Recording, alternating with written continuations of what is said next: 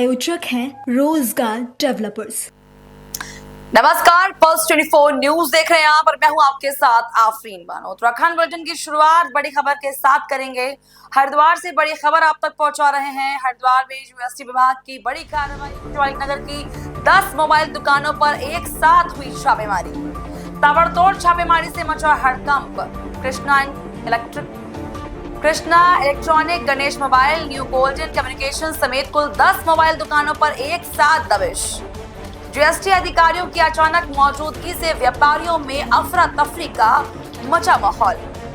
कई कार्रवाई SIP unit के ज्वाइंट कमिश्नर रुड़की के निर्देश पर की जा रही है। लंबे समय से टैक्स चोरी की शिकायतें मिल रही थी, जिसके आधार पर यह कार्रवाई की गई।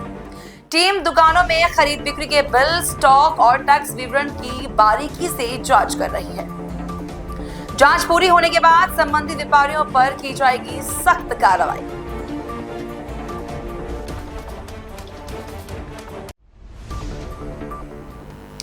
देश के नागरिकों को युद्ध के समय तैयार रहने के लिए परीक्षा होगी। पाकिस्तान से तनाव के बीच केंद्र सरकार ने देश के 244 जिलों में 7 मई को मॉक ड्रिल करने के लिए कहा है। इससे नागरिकों को हमले के दौरान खुद को बचाने की ट्रेनिंग दी जाएगी। ये इसलिए किया जा रहा है ताकि युद्ध की स्थिति में लोगों की सुरक्षा सुनिश्चित की जा सके। देखिए, जो हमारे सिविल डिजास्टर, सिविल इमरजेंसीज के केस में जो सिमुलेशन ड्राइव्स और प्रिपरेटरी एक्सरसाइजेज की जाती हैं, तो उसके लिए आज हमारी सभी विभागों के साथ बैठकें गतिमान हैं और शाम को सिचुएशंस और एरियाज और जो रिसोर्सेज हैं, टीम्स हैं, वो फाइनलाइज कर ली जाएंगी। और कल इसका हमारे म्यूनिसिपल एरिया में, टाउन एरिया में एक्सरसाइज की जाएगी। इसका एक मॉक अभ्यास किया जाएगा, जिससे हमारी एजेंसीज, डिपार्टमेंट्स, ऑफिशियल्स तो सेंसिटाइज रहें ही, इसके साथ साथ जो हमारे सिविल सोसाइटी है, जो हमारे पब्लिक है, आमजन है, उनके जहन में रहना चाहिए कि इस तरह की सिचुएशन जब आती है और जब अलार्म्स और किसी भी तरह की मैसेजेस और ट्रांसमिशंस एडमिनिस्ट्रेशन की तरफ से होता है, तो what is required on their part, तो उनको सुरक्षा के लिए, प्रोटेक्शन के लिए क्या करना है। सर, जिले में कितनी जगह साइकिल से जो है वो पूरा मॉक रहेगा? हमारे जिले भर में 9 सायरन्स हैं और उन सभी सायरन्स को उपयोग किया जाएगा कल के मॉक ड्रिल के लिए। तो सिमुलेशंस में ऐसे ही रहता है कि एक उपयुक्त चैनल से जब सिग्नल्स प्राप्त होते हैं, तो यहाँ से जो अलार्म्स हैं, सायरन्स हैं, या जो हमारे कम्युनिकेशंस हैं, मैसेजेस हैं, वो कंसर्न एजेंसीज को ट्रांसमिट किए जाते हैं to handle the situation in the form of incident response. तो सिविल डिफेंस तो इसमें हमारा पार्ट है ही, लेकिन जो हमारी प्रणाली IRS के माध्यम से वर्क करती आ रही है, उसका प्रीडोमिनेंटली उपयोग किया जाए। अगली खबर हल्द्वानी से है, जहां हल्द्वानी विधायक सुमित हृदयेश ने पत्रकार वार्ता की। प्रेस वार्ता में उन्होंने कहा कि नैनीताल में एक विशेष समुदाय के द्वारा एक नाबालिग के साथ रेप की घटना बहुत ही दुखद है और ऐसे अपराधी को फांसी की सजा होनी चाहिए। लेकिन गुनहगार के अलावा नैनीताल के लोगों के अन्य लोगों के साथ भी मारपीट की और जुलूस निकाला और प्रदर्शन किया, जबकि नैनीताल पर्यटन सीजन चल रहा है और दुकानदारों और कारोबारी पर कितना प्रभाव पड़ा। लेकिन कल हल्द्वानी में 16 साल की बच्ची को एक समुदाय के व्यक्ति के द्वारा जबरन उठाकर ले जाने की घटना सामने आई। इसके विरोध में किसी हिंदूवादी संगठन ने कोई प्रदर्शन, कोई मोर्चा क्यों नहीं खोला। केवल एक विशेष समुदाय के द्वारा किए जा रहे एक व्यक्ति के गुनाहों की सजा सबको क्यों दी जा रही है? क्या हमारी बेटी, हमारी बहन अंकिता भंडारी, ये हिंदूवादी तथा कथित अपने को कहते हैं, क्या वो हिंदू नहीं थी? और केवल सांप्रदायिकता फैलाने के लिए जहां विषय आ जाता है। अब कल ही हल्द्वानी का आप देखिए कि एक 7 साल की बच्ची का अपहरण करने का प्रयास करा गया। अब कहां दुकानें बंद क्यों नहीं हो रही हैं? आप हिंसा कर रहे हो, अरे दोषी है तो दोषी है, और जो निर्दोष है उसका क्या मतलब है? उसका क्या मतलब किसी धर्म जाति का जो निर्दोष है? और वो कौन सी मजहब जाति का इंसान है जो दोषी है? वो दरिंदा है। तो उसके लिए कानून बने तो हैं, पुलिस प्रशासन किस लिए है? सरकार भी आपकी है, बस केवल राजनीतिक रोटी सेकने के लिए, केवल राजनीतिक रोटी सेकने के लिए। मैं तो माननीय मुख्यमंत्री जी से अपील करना चाहता हूं कि मुझे अच्छा लगा था माननीय मुख्यमंत्री जी ने एक बयान दिया कि कोई भी अगर माहौल खराब करने की कोशिश करेगा उसके खिलाफ सख्त कार्रवाई होगी। करिए ना सख्त से सख्त कार्रवाई। और ये जो संगठन है, कल जो हुआ है, आज आपने क्यों नहीं दुकानें बंद करवाई? बस केवल नफरत पैदा करने के लिए आप पैदा हुए, तो आप लिख दो ना नफरती संगठन। ये कोई वादी नहीं है, नफरत फैलाने वाले संगठन है। इनको होश में आना चाहिए, इनको समझ में आना चाहिए। अगली खबर मसूरी से है, जहां कैबिनेट मंत्री गणेश जोशी ने सिंचाई विभाग के अधिकारियों के साथ बैठक कर मसूरी विधानसभा क्षेत्र में चल रहे विकास कार्यों की प्रगति की समीक्षा की। बैठक के दौरान मंत्री जोशी ने अधिकारियों को निर्देश दिए कि क्षेत्र में चल रहे कार्यों को शीघ्रता से पूरा किया जाए तथा जो कार्य अभी लंबित हैं उन्हें प्राथमिकता के आधार पर निपटाया जाए।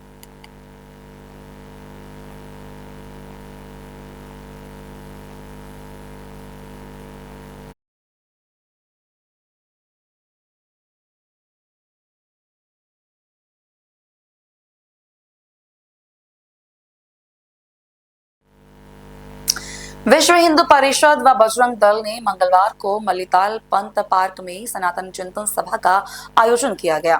इस दौरान नगर में हुई झमाझम बारिश में प्रदर्शनकारी रोड में बैठकर अपना रोष व्यक्त करने लगे और हनुमान चालीसा का पाठ करने लगे। इसके चलते छावनी में तब्दील रहा नैनीताल। नैनीताल में 22 अप्रैल को बहुत बड़ी घटना हुई थी। उसके विरोध में विश्व हिंदू परिषद के नेतृत्व में आज नैनीताल के अंदर एक जन जागरण यात्रा, एक रैली निकालने का आह्वान किया गया विश्व हिंदू परिषद का, जिसमें हम सब लोग नैनीताल के सारे नागरिक शामिल हैं। क्योंकि नैनीताल में जिस प्रकार की घटनाएं लगातार हो रही हैं, नैनीताल जैसे शांत माहौल को खराब करने का कुछ समुदाय के लोग काम कर रहे हैं, कुछ धर्म विशेष के लोग काम कर रहे हैं, उनके विरोध में और नैनीताल की जनता को जागरूक करने के लिए, नैनीताल के पुराने जो लोग हैं उन सबको जागरूक करने के लिए इस रैली का आह्वान किया गया है। इस रैली के माध्यम से नैनीताल के जनता से अपील करना चाहते हैं कि आप सब लोग इसमें जागरूकता में अपना सहयोग करें और बढ़ चढ़ कर भागीदारी करें। और जो भी आज हमको निर्णय लेना है, यहाँ से आगे बढ़ करके जो भी हमारा तय वो कार्यक्रम, आगे भी कार्यक्रम लगातार जारी रखेंगे। जो जहाँ तक तोड़फोड़ की बात है, उसमें हमारे लोगों के द्वारा कहीं कोई तोड़फोड़ नहीं की गई, उन्हें उकसाया गया। अगर आप वीडियो को बहुत नज़दीक से देखेंगे, बहुत अच्छे से देखेंगे, तो उसमें जिस दुकान में तोड़फोड़ की घटना बताई जा रही है, वहाँ के जो काम करने वाले लोग हैं उन्होंने बहुत गलत शब्दों का प्रयोग किया, उन्होंने गलत हथियारों का प्रयोग करने की बात करी। उन्हें देख करके उन्होंने जनता को उकसाया, हमारे युवाओं को उकसाया। और हमारे युवा उनमें से नहीं है कि जो हाथ में चूड़ी पहनी हो। अगर कोई सामने से आइए अगली खबर का रुख कर लेते हैं। खबर उधम सिंह नगर से है, जहां आज युवा कांग्रेस के कार्यकर्ताओं ने खटीमा मुख्य चौक पर उत्तराखंड प्रदेश की बदहाल व्यवस्था के खिलाफ उत्तराखंड सरकार का पुतला दहन किया।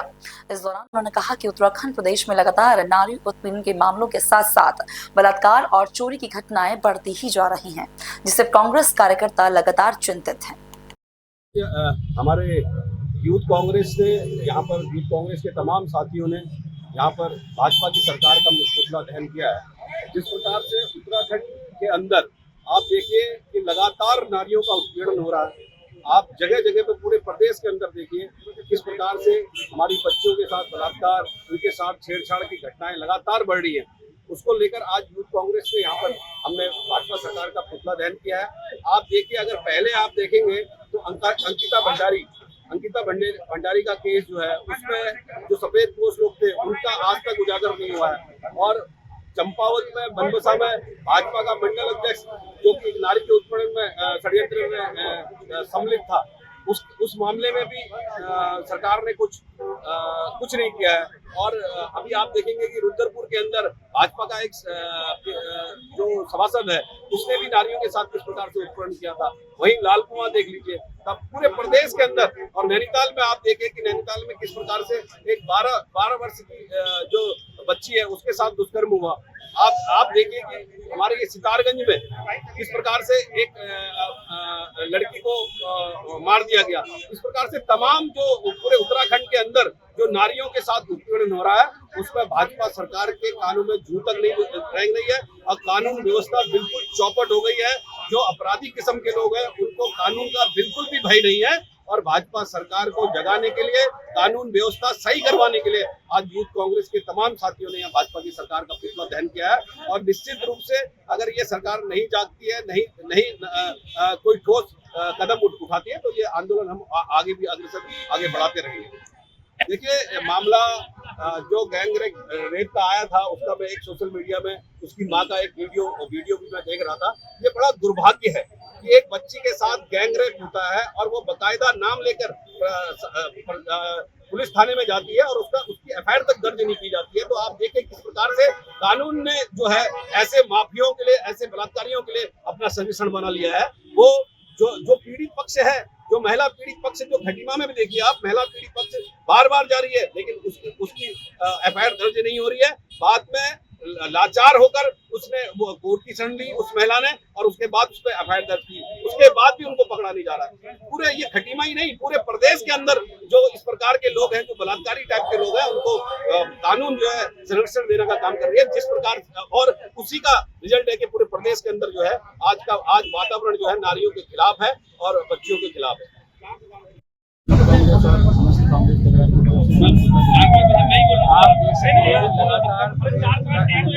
हर जगह रेप के मामले आ रहे हैं, डकैती के मामले आ रहे हैं, ऐसे चोरी चकारी के मामले आ रहे हैं। तो सरकार रोजगारी पे बैठी हुई है, सरकार इतनी नाकामयाब हो गई है हर चीज में।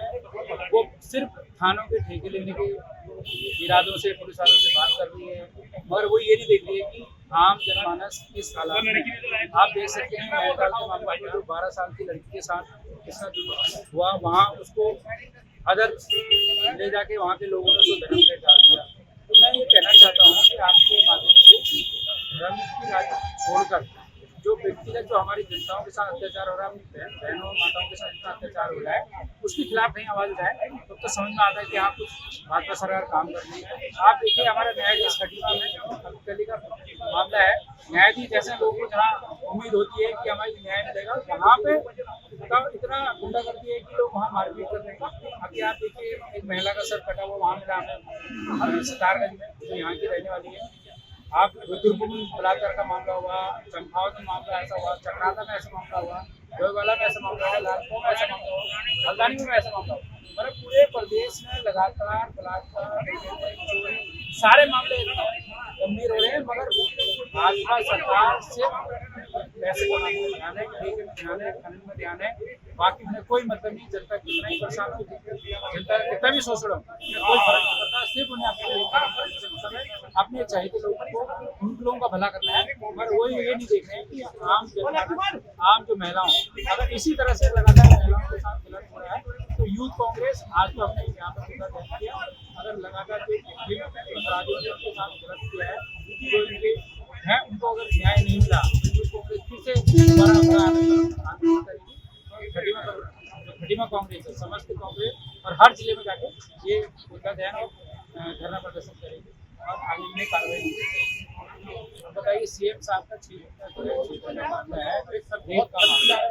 अगर सीएम साहब चाहते हैं तो उसको वहाँ से न्याय दिलाते, रिपोर्ट थाने से होती है, बदकिस्मती को न्यायाधीश से, कोर्ट से उनको जबरदस्ती वहाँ से उनके खिलाफ दिखाना पड़ा, मगर वो इतने खुले सांड की तरह घूम रहे हैं, उन्हें कोई फर्क नहीं पड़ता। उनको पता है हमारे पर किसका हाथ है करके, तो इसलिए उन लोगों को पकड़ा नहीं जा रहा है, मैं उनके खिलाफ कार्रवाई। जनपद उत्तरकाशी में हर साल राजेश्वरी माता की डोली भक्तों के साथ अस्सी गंगा और गंगा नदी के संगम पर स्नान करने पहुंचती है। गांव से जब डोली उत्तरकाशी पहुंची तो बड़ी संख्या में चार धाम यात्रा में आए श्रद्धालुओं ने माता के दर्शन किए और आशीर्वाद लिया। आज हमारी माँ राजेश्वरी यहाँ पे गंगा स्नान के लिए आई थी। हमारे सभी लोग माँ भगवती को मानते हैं और हमारी माता काफी प्रसिद्ध है, सभी लोग जानते हैं हमारी माँ राजेश्वरी को, और इसी की कृपा से सब ये सारे भक्त लोग दिख रहे हैं जो स्नान के लिए जो है आज अस्सी गंगा में यहाँ पे आए हैं। अस्सी गंगा का भी बड़ा महत्व है हमारी माता के लिए विशेष तौर से, क्योंकि हमारी महाराज राजेश्वरी का आदेश होता है कि मुझे 80 गंगा में ही स्नान कराना है। चार धाम यात्रा शुरू हो गई है, तो हमने भी अपने ग्राम से, अपने गांव से अपनी माँ भगवती राजराजेश्वरी को यहाँ जो है स्नान करवाने के लिए लाए हैं और सभी लोग बहुत हर्षोल्लास से यहाँ पे आए हैं। ढोल बाजनों के साथ यहाँ पे जो है अभी देवी ने स्नान किया है और अब पूरे गांव में जो है उत्सव का माहौल है और घर जाके अब लोग हम मेला मनाएंगे, पूजा पाठ होगी, बहुत ही लोग खुश हैं और उत्सव मना रहे हैं। उत्तराखंड बुलेटिन में फिलहाल मेरे साथ बस इतना ही। मुझे दीजिए इजाजत और देश और दुनिया की तमाम बड़ी खबरों से जुड़े रहने के लिए देखते रहिए पल्स 24 न्यूज। नमस्कार। इस प्रोग्राम के प्रायोजक थे रोजगार डेवलपर्स।